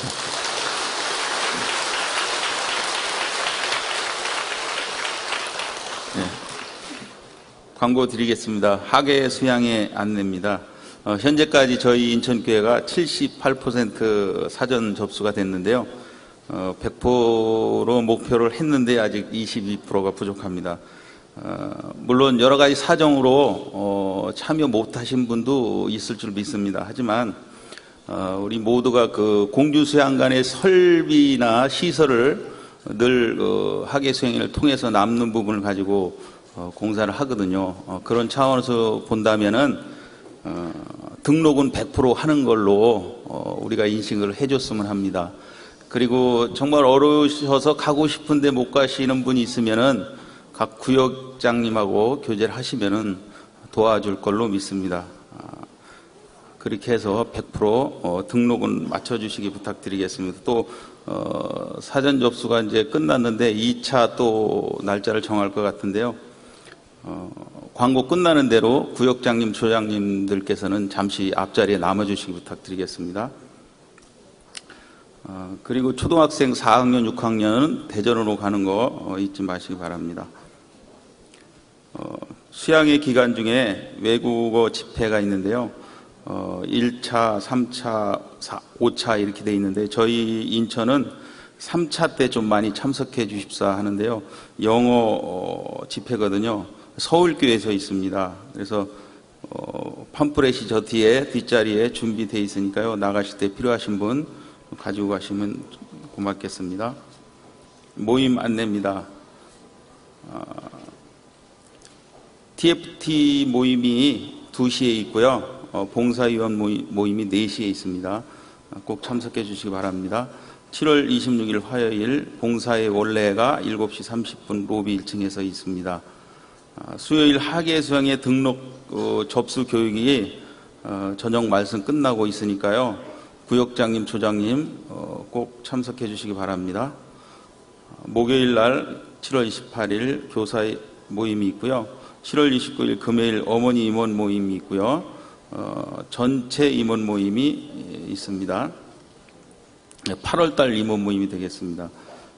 7월 30일 토요일 중고등부 토요교재는 아마 없는 걸로 알고 있습니다.